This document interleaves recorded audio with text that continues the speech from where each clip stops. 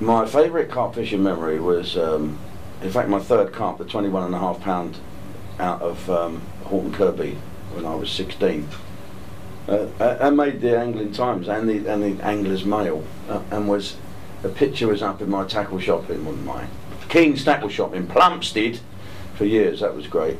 I wanted to go and fish with my carp fishing mates. I had 2 weeks down at Horton Kirby, and I said I want to go and fish over by the point of that island in the island lake, because a year before when I was fishing for tench, a guy come and stood right over my swim and cast out with this black rod with a piece of bread, floating crust, and whacked this carp.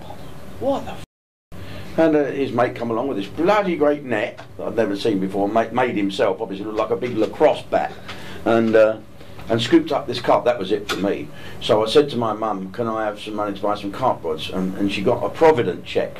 Now, you young people, wealthy people watching this, but it's where a man comes around, writes out a cheque for £15, and it's like you pay 1,000,000% in you know, over 6 months you pay back £1,000,000. And I bought 2 carp rods with it. I think it should have been a school uniform or something, but anyway, I bought 2 carp rods, and that was it. My first week I had a 6-pounder off the bottom in the lake.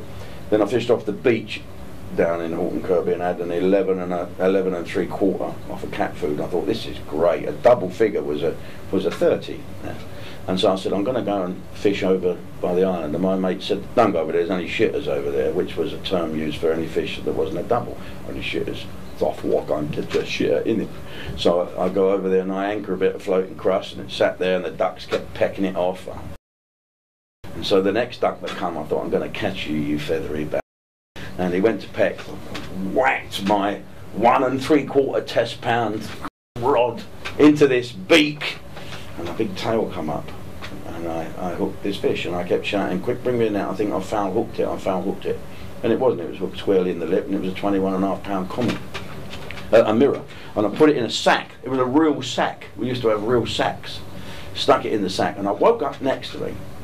Next to me was a bloke I used to do in my act, right? His name was Arthur Jones, and I changed his name to Alex, right? Now, he belonged to Woolwich District Angling Association, the worst fishing club in the world, because it had no waters, and you had to go for 1,000,000 miles in the coach. So consequently, you go down to Charlton, you get on a bus and you drive to Scotland, fish for 10 minutes, come back. So consequently, you never caught any fish, and this Arthur was a liar. He was an absolute liar. We were hanging around a corner like Ned's or Yob's, whatever you want to call it. And Arthur would be coming up Farjan Road with his bag and a big cloud of, you know, flies behind him, following him where he ain't thrown his maggots away. And we used to say, you right, Arthur? Been fishing? Yeah. Talk like that. Catch anything? And he'd always say the same thing. Not much. Couple of roach, couple of tench, couple of pike, couple of bream, couple of perch. That was it. Next week, all right, Arthur, caught him? Not much. Couple of roach, couple of tench, couple of pike, couple of bream. And we thought he bonkers, because he didn't realise we were taking the...